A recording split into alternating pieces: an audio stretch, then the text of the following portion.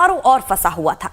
लेकिन अब सैटेलाइट तस्वीरों से पता चला है कि ये धारा के साथ दक्षिणी अंटार्कटिक महासागर में दक्षिण जॉर्जिया की ओर बढ़ रहा है।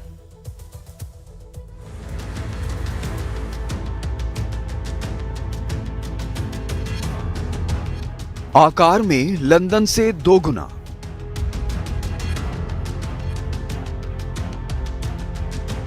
और रोड आइलैंड से थोड़ा छोटा।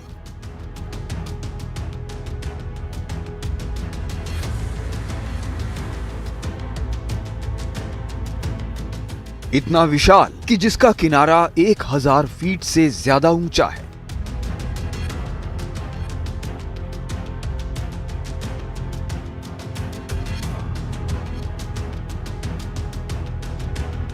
यह है A23A, दुनिया का सबसे बड़ा आइसबर्ग यानी हिमखंड।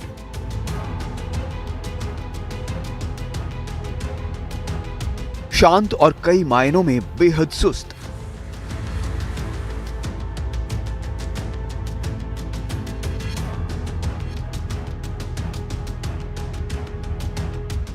लेकिन A23A आइसबर्ग तबाही की शक्ल में अब धीरे धीरे आगे बढ़ रहा है, क्योंकि दशकों से यह हिमखंड अंटार्कटिक में शांत पड़ा हुआ था।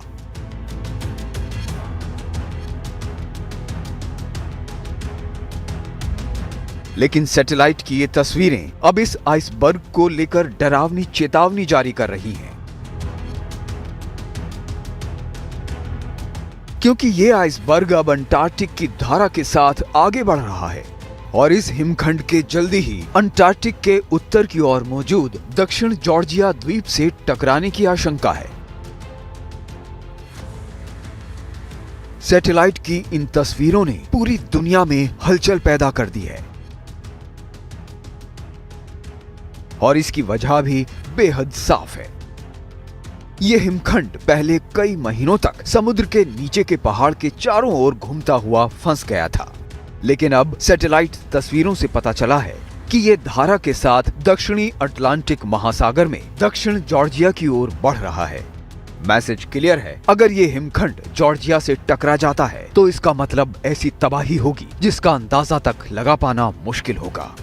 दरअसल A23A नामक विशाल बर्फ की चादर पहली बार 1986 में अंटार्कटिका से टूट गई थी, लेकिन पिछले साल दिसंबर में फ्री होने के पहले ये समुद्र की तलहटी में फंस गई थी। लेकिन अब दक्षिण अमेरिका के निकट एक ब्रिटिश क्षेत्र दक्षिण जॉर्जिया की ओर ये लगातार बढ़ रही है। दक्षिण जॉर्जिया स्थित जहाज फारोस के कैप्टन साइमन वालेस के मुताबिक ये हिमखंड स्वाभाविक रूप से खतरनाक होते हैं।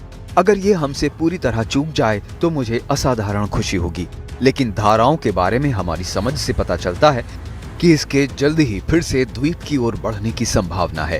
हालांकि राहत की बात यह है कि इस समय इसकी धारा घुमावदार है और सीधे द्वीप की ओर नहीं बढ़ रही है। वालेस के मुताबिक उसकी टीम बर्फ देखने की कोशिश के लिए पूरी रात सर्च लाइट जलाकर रखती है, क्योंकि ये कहीं से भी आ सकती है। कई समुद्री वैज्ञानिक भी आशंका जता रहे हैं कि इसके जल्द ही फिर से जॉर्जिया द्वीप की ओर बढ़ने की संभावना है। देखिए, ग्लोबल वार्मिंग की वजह से जिस तरह से आइस कैप्स या जो हिमखंड हैं वो पिघलने शुरू हो गए हैं, ये दर्शाता है कि किस तरह से हम एक जियोलॉजिकल या ज्योग्राफिकल त्रासदी की तरफ बढ़ रहे हैं। तो अगर ये हिमखंड पिघल के आते हैं तो यकीनन ये जो कोस्टल एरियाज़ के लिए एक बहुत बड़ा चैलेंज बन जाएंगे और पृथ्वी की जो रोटेशनल स्पीड है उस पर भी इम्पैक्ट पड़ेगा।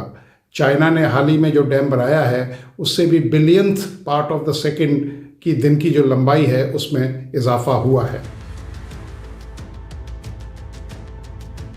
इस महीने की शुरुआत में यूएस नेशनल आइस सेंटर द्वारा अपडेट किए गए आंकड़े के मुताबिक ये हिमखंड दुनिया में सबसे बड़ा है।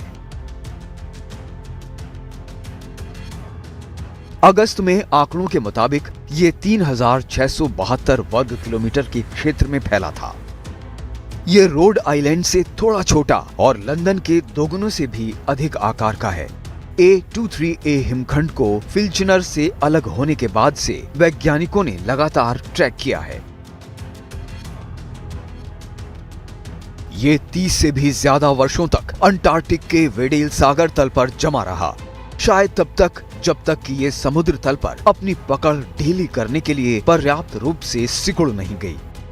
लेकिन अब ये हिमखंड समुद्री धाराओं के साथ धीरे धीरे आगे बढ़ रहा है। शुरुआत में वैज्ञानिकों ने कहा कि उन्हें उम्मीद है कि ये समुद्री धाराओं के साथ और गर्म पानी की ओर बहता रहेगा। तब ब्रिटिश अंटार्कटिक सर्वेक्षण ने कहा था कि ये हिमखंड टूट जाएगा और आखिरकार पिघल जाएगा। लेकिन अभी सैटेलाइट इमेज से साफ है कि ये हिमखंड अभी तक अपनी संरचना बनाए हुए है और अभी भी ये छोटे टुकड़ों में बंटा हुआ नहीं है। अब ये सवाल है कि क्या हिमखंड धारा के साथ आगे बढ़ता रहेगा? क्या दक्षिण अटलांटिक की ओर ये बढ़ेगा? क्या ये महाद्वीपीय शेल्फ पर चलेगा जहां ये कुछ वक्त के लिए फंस जाएगा? वैज्ञानिकों को आशंका है कि अगर ऐसा होता है तो ये वन्य जीवों, खासकर सील और पेंगुइन के भोजन तक पहुंच को बाधित कर सकता है।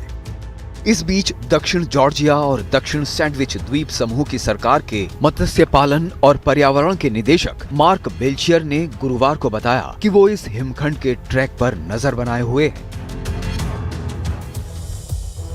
और इसी के साथ ही लाइफ टाइम्स पर खबरों का सिलसिला लगातार जारी है। आप बन रहे हैं हमारे साथ।